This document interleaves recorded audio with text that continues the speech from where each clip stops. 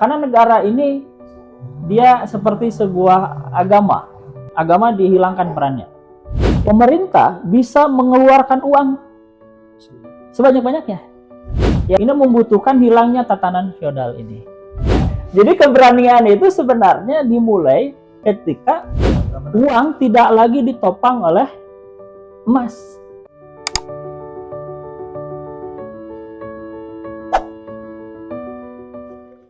Oke, menarik pembahasan mengenai negara. Nah, ngomong-ngomong soal negara nih Pak, ada kemarin negara yang diserang oleh Amerika. Ya, mungkin sudah tahu Venezuela ya Pak. Nah, usul punya usut gitu kan. Beberapa orang, beberapa ahli mengatakan bahwa ini adalah kepentingan Amerika mengenai sistem tukar sistem uang tukar gitu kan, tukar dolar dan lain sebagainya. Pun ada juga yang menyebutkan bahwa ini adalah kepentingan minyak karena Venezuela menurut data itu adalah negara penghasil minyak terbesar dunia gitu kan. Nah, sebenarnya apakah negara lain itu berhak melakukan invasi, melakukan ya ini kan mungkin penjajahan di era modern gitu kan.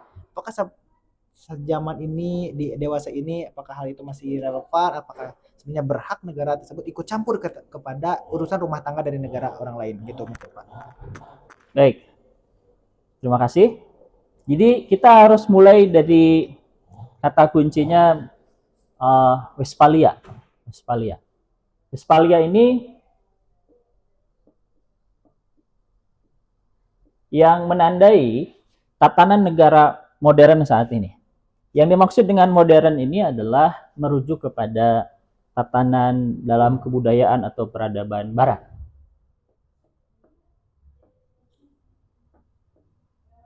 Jadi negara-negara yang ada sekarang, oke, ini negara, dia sebenarnya bertitik mulanya dari perjanjian Westphalia. Kenapa? Nah, singkatnya begini. Jadi di Eropa ini terjadi sebuah perjanjian antar kerajaan-kerajaan feodal di Eropa, dan perjanjian itu disebut dengan perjanjian Westphalia. Nah, ini yang menunjukkan adanya kedaulatan dan hubungan antar kerajaan-kerajaan tersebut. Nah, kemudian kerajaan-kerajaan itu terus berkembang dan akhirnya Barat menjadi dominan di dunia, yang ditandai nanti dengan Perang Dunia Kedua. Nah, mungkin waktu itu kalau Jepang menang, ya, sejarahnya akan berbeda, ya. Sejarah Westphalia ini akan terputus. Kenapa? Karena Jepang yang menang. Nah, kalau Jepang yang menang, mungkin nanti tatanannya beda lagi. Nah, tapi karena Perang Dunia II ini dimenangkan oleh negara-negara yang memiliki akar kepada Westphalia, sehingga tatanan negara-negara di dunia saat ini merujuk kepada tatanan awal di Westphalia ini. Nah, pasca Perang Dunia II ini, maka nanti muncul yang kita kenal sebagai PBB atau United Nations. Dan itu ada kesepakatan-kesepakatan, termasuk kesepakatan bahwa untuk menyerang sebuah negara lain itu harus mendapatkan persetujuan dari PBB. Nah, ini menjadi hukum internasional yang disepakati. Penyerangan Amerika terhadap Venezuela itu tidak berdasarkan izin atau keputusan dari PBB. Nah, sehingga ini sebenarnya meruntuhkan tatanan ini. Nah, ini meruntuhkan tatanan ini. Nah, ketika tatanan ini runtuh atau terancam, bukan belum runtuh ya, tapi mengancam tatanan ini, maka ya harus ada keseimbangan, ya, harus ada hukuman sebenarnya. Jika tidak, maka ini akan menjadi ancaman bagi perjanjian ini, dan artinya itu akan menuju kepada satu tatanan yang lain. Nah, menuju kepada tatanan yang lain ini akan membuat dunia menjadi lebih tidak stabil. menjadi lebih tidak stabil. Nah, karena itu serangan Amerika terhadap Venezuela ini sebenarnya adalah sebuah peristiwa besar yang mungkin akan mengguncang tatanan ini. Ya. Apakah nanti PBB bisa ya memberikan keputusan yang tepat ya, atau negara-negara lain bisa memberikan keputusan yang tepat untuk menjaga tatanan ini, atau justru mencoba untuk membuat tatanan yang baru. Nah, kita harus memahami dalam tatanan Westphalia yang didasari atas gagasan dari Barat, negara ini sebenarnya apa? Kita akan lebih spesifik untuk membahas hal ini.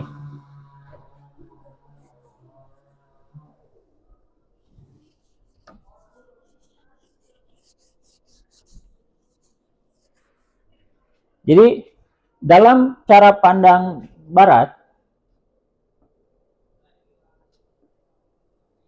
negara adalah puncak dari kemanusiaan. Negara sama dengan puncak kemanusiaan. Kenapa? Karena kalau tidak ada negara, maka itu artinya tidak ada perlindungan terhadap kemanusiaan. Makanya kemudian misalkan dalam gagasan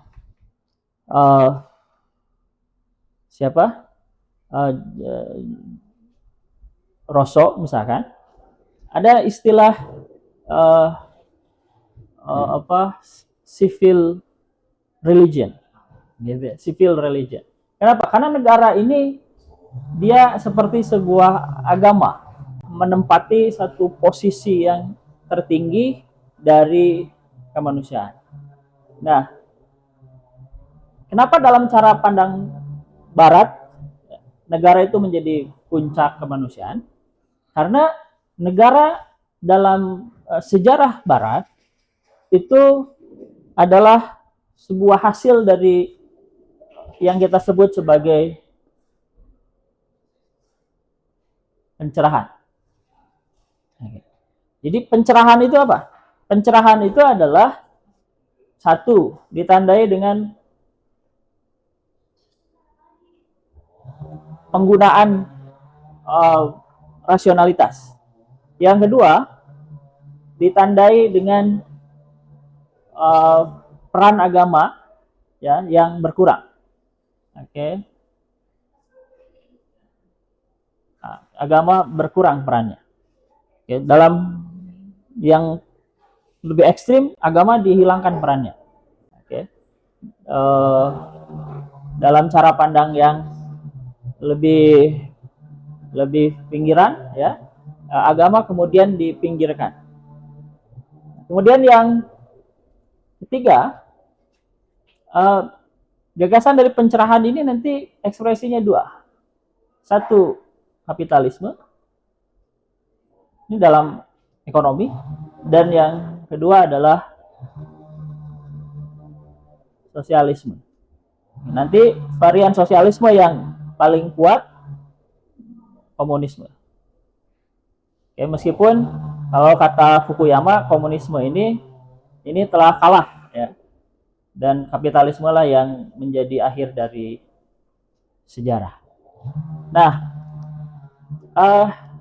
jadi kalau mengikuti apa yang disebutkan oleh Fukuyama, Francis Fukuyama, maka sebenarnya tatanan negara saat ini itu mayoritas merujuk kepada gagasan kapitalisme.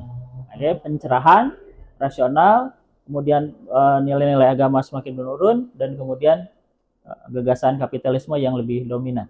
Ya meskipun banyak negara yang menggunakan sosialisme, kemudian ada juga yang masih dengan komunisme, ya. Nah, tapi kemudian yang paling dominan adalah kapitalisme. Nah, ini yang bisa menjelaskan kepada kita kenapa Amerika itu menyerang Venezuela. Karena ini terkait dengan kepentingan kapitalisme ya, terhadap negara. Hapus dulu.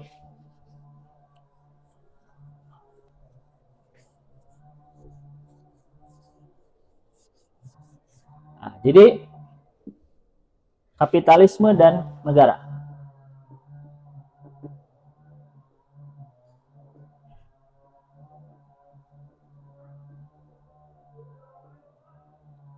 Nah, untuk memahami kapitalisme dan negara, kita harus mulai dari bagaimana munculnya hubungan antara kapitalisme dan negara ini. Itu bermula dari tatanan feodal di Eropa. Dalam tatanan feodal di Eropa, ini raja, kemudian di bawahnya ini ada 4 kelompok terpenting. Yang pertama adalah keluarga kerajaan, yang berikutnya adalah para bangsawan, kemudian tentara, dan yang keempat adalah gereja. Nah, keadaan feodal ini berubah ketika Eropa menemukan daratan Amerika. Ini ke bawahnya rakyat, ya, rakyat jelata. Dia tidak memiliki kekayaan, dia terikat dengan bangsawan dan seterusnya. Dan di Eropa dalam tatanan feodal ini subsisten pertanian. Oke, jadi tidak ada kelompok pedagang di sini, tidak ada kelompok pengrajin gitu ya, tidak ada kelompok ilmuwan. Nah, sampai keadaan ini berubah ketika ditemukannya Amerika. Kemudian Eropa merampas, merampok, dan membunuh orang-orang yang ada di Amerika, sehingga dari Amerika ini memberikan kepada tatanan feodal ini harta yang berlimpah, emas segala macam. Nah, dalam keadaan seperti itu, maka muncullah satu kebutuhan terhadap satu kelompok baru untuk mengelola emas yang begitu besar ini. Ini sebenarnya ceritanya panjang ya. Nah, tapi singkatnya, maka muncullah kelompok pedagang dan kelompok ilmuwan atau kelompok seniman gitu ya, pengrajin gitu, muncul. Nah, ketika kelompok pedagang dan ilmuwan ini muncul, maka dia sebenarnya berhadapan dengan tatanan feodal ini. Nah, tatanan pedagang dan ilmuwan ini berusaha untuk mengambil alih tatanan ini, merubah tatanan ini untuk apa? Untuk memudahkan perkembangan perdagangan ya, yang ditopang oleh ilmu pengetahuan dan kemampuan para pengrajin untuk membuat alat-alat. Nah, kenapa para pedagang ini berkepentingan untuk meruntuhkan tatanan feodal ini? Karena para pedagang ini dia menjual barang-barangnya kemana? Ke semua tatanan ini. Dan yang paling banyak dari tatanan ini adalah masyarakat. Oke. Yang kedua, kenapa harus menghancurkan tatanan feodal ini? Karena sumber daya manusia dalam tatanan feodal ini akan sangat ditentukan oleh ini. Oke, kelompok feodal ini. Sehingga para pedagang ketika akan mengakses sumber daya manusia dari rakyat jelata, dia harus melalui ini. Sehingga tatanan ini akan lebih menguntungkan untuk dihancurkan, sehingga para pedagang bisa langsung mengakses kepada masyarakat. Jadi kepentingan para pedagang adalah menghilangkan batasan-batasan. Oke, menghilangkan batasan-batasan bagaimana produk-produk mereka langsung berhubungan dengan konsumen. Cara berpikirnya seperti itu. Dan ini membutuhkan ya, ini membutuhkan hilangnya tatanan feodal ini. Nah, maka muncullah negara kapitalisme. Negara yang dibangun oleh para pedagang dan para ilmuwan ya, yang bekerja sama untuk meruntuhkan tatanan ini. Ini terlalu ini enggak? Cukup jelas atau Masih jelas, Pak. oke?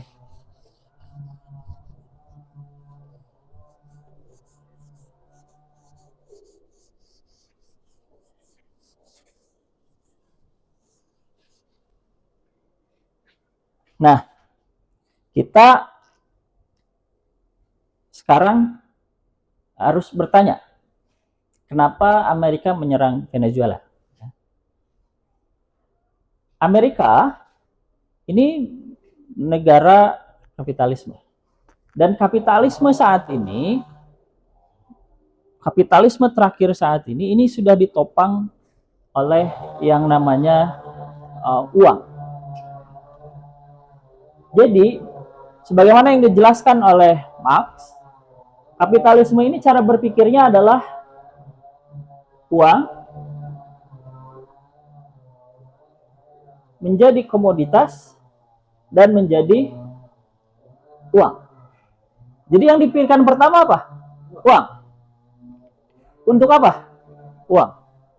Jadi bukan berpikir tentang komoditas, tetapi berpikir bagaimana uang ini menghasilkan komoditas untuk menghasilkan uang. Terus uang ini untuk apa? Ya, untuk mengakumulasikan uang. Nah, dengan mengakumulasikan uang ini, maka kapitalisme percaya bahwa kebudayaan manusia akan menjadi semakin baik. Nah, gagasan awal ini ditopang secara filosofis oleh gagasannya Adam Smith yang berbicara tentang hakikat kebebasan manusia yang disebut sebagai Homo economicus. Jadi kata Adam Smith, manusia ini akan menjadi bebas bukan karena manusia menganut agama tertentu, atau bukan karena manusia berinteraksi, menyelaraskan diri dengan alam. Tetapi manusia ini akan menjadi bebas kalau dia ada di pasar persaingan sempurna. Nah, jadi satu-satunya tempat yang akan membuat manusia bebas kalau manusia ada di pasar persaingan sempurna. Sehingga manusia bisa berpikir, saya harus membuat apa? Dan konsumen juga akan berpikir, saya harus membeli barang yang mana? Ketika kedua-duanya berpikir tentang kebaikan yang akan didapatkannya, maka secara pragmatis manusia akan mengembangkan pikirannya, melakukan inovasi, dan membangun kebudayaannya. Nah, ini yang gagasan dasarnya seperti ini. Kembali lagi ke sini, uang, komoditas uang. Dengan adanya uang ini, maka modal akan semakin banyak. Maka akan semakin banyak yang bisa dibangun, dibuat oleh manusia. Permasalahannya, ketika uang ini terus menjadi semakin banyak, ya, maka nilai dari uang ini akan semakin tidak bermanfaat. Nah, maksudnya gimana? Misalkan gini, misalkan begini, komoditasnya itu, misalkan kita ilustrasikan ya, komoditasnya itu misalkan 10 sapi. Oke, 10 sapi. Ini Noval kalau kurban di sana berapa harga sapi? Harga satu orang itu 3,5 juta, Pak. Nah, Tiga berarti tiga puluh kali enam 7 26. Ya, 26 26. Nah, berarti 10 sapi ini 260 juta. juta. Oke. Nah, ini komoditasnya misalkan ya, 10 sapi 260 juta. Berarti uang sebagai alat tukar untuk komoditas ini harus tersedia 260 juta. Oke ya. Nah, tapi yang jadi persoalan, nanti kita akan lihat dua persoalan. Sistem uang ini adalah sistem yang didasari atas kapital. Kapital ini artinya dalam makna awalnya adalah kambing ya atau domba. Ya, jadi kekayaan yang diperlihatkan dengan adanya domba. Nah, tapi kesini menjadi maknanya menjadi uang yang berbunga, uang yang berbunga, kuncup berbunga. Jadi maksudnya gimana? Maksudnya uang ini diperjualbelikan, ya, uang ini diperjualbelikan dan bukan hanya sebagai alat tukar. Uang ini diperjualbelikan. Nah, ketika uang ini diperjualbelikan, maka ada tambahan terhadap uang ini. Jadi yang 260 juta ini akhirnya bertambah, misalkan bunganya 10%. Oke. Maka jumlahnya menjadi 286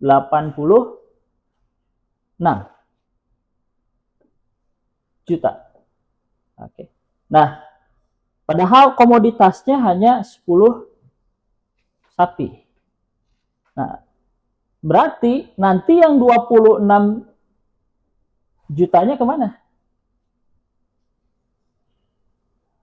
Terus dari mana? Nah, dulu ini ditopang oleh emas. Oke. Jadi 26 jutanya ini bentuknya adalah emas, termasuk yang 260 juta ini. Nah, tapi Amerika kemudian di bawah Presiden siapa waktu itu? Nixon ya, mengumumkan bahwa uang tidak lagi ditopang oleh emas, tapi ditopang oleh keputusan pemerintah yang akhirnya kita mengenal itu sebagai uang fiat.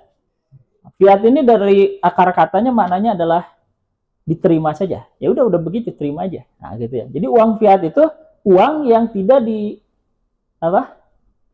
ditopang oleh emas. Nah, terus kalau nggak ditopang oleh emas gimana? Ya udah terima aja. Nah, makanya itu disebut uang fiat. Nah, maka ketika tidak ditopang oleh emas, dia ditopang oleh kewibawaan pemerintah, ya, kewibawaan pemerintah. Nah, ketika ditopang oleh kewibawaan pemerintah, maka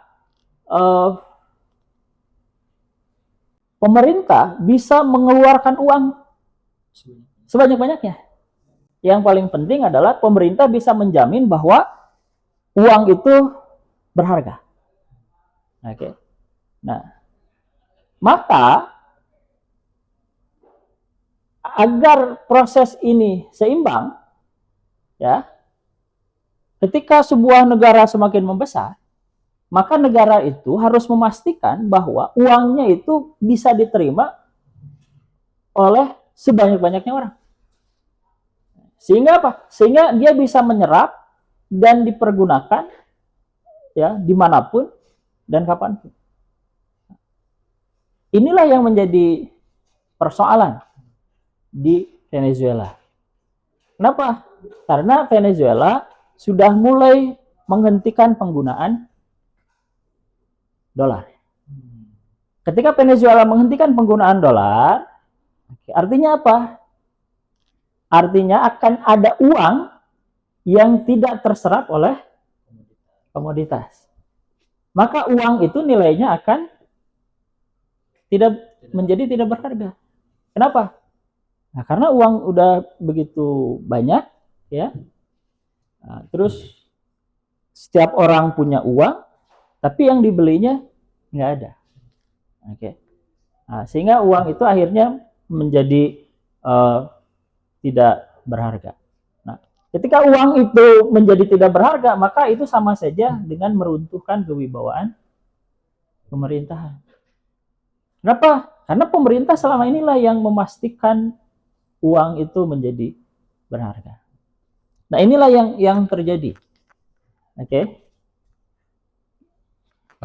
Baik Pak, ada pertanyaan dari apa yang sudah dijelaskan oleh Bapak. Jadi secara konsep dasar maupun gagasan saya kira udah cukup mewah gitu Pak. Tapi ketika berbicara dikontekstualkan dengan Venezuela dan Amerika, eh, sebetulnya pertanyaannya simpel Pak. Kenapa Amerika sebegitu beraninya mengambil sikap demikian dengan kondisi yang sebelumnya ada perjanjian dan lain sebagainya dengan lembaga-lembaga yang memang sekarang secara keamanan gitu ya antar negara itu dijamin oleh lembaga tersebut itu. Nah, kenapa Amerika sebegitu beraninya, Pak? Oke. Sebenarnya jawabannya mudah juga. Kenapa Amerika sebegitu beraninya memilih Presiden Donald Trump? Ya kan? Jadi keberanian itu sebenarnya dimulai ketika Donald Trump menang. Itu menunjukkan keberanian warga Amerika dengan memilih Donald Trump. Kan banyak pihak yang mengenali Donald Trump kemudian menyampaikan siapa sebenarnya Donald Trump. Dan melihat bahwa hal-hal seperti ini mungkin terjadi di masanya Donald Trump. Nah, ketika warga Amerika memilih Donald Trump, nah berarti itu keberanian. Jadi keberaniannya sudah dimulai dari memilih Donald Trump. Kayak gitu. Maka hal-hal yang terjadi seperti ini yaitu bermula dari hasil pilihan itu sendiri. Kayak gitu.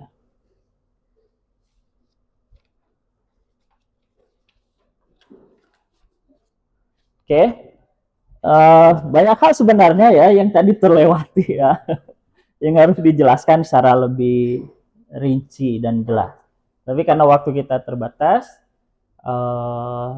dan kita akan tetap fasilitasi ketika para pemirsa memberikan komentar, kemudian nanti kita bahas ya, apalagi yang kira-kira perlu kita jelaskan di dalam belajar politik. Oke, terima kasih Pak Randi sudah berbagi dan berbincang bersama kita hari ini mengenai konflik yang terjadi di Venezuela dan juga Amerika. Oke, sekian saja yang dapat kita sampaikan di belajar politik kali ini. Belajar bersama-sama mengenai politik karena buta yang paling buruk adalah buta politik. Oke, sekian yang dapat kita sampaikan. Assalamualaikum warahmatullahi wabarakatuh. Salam.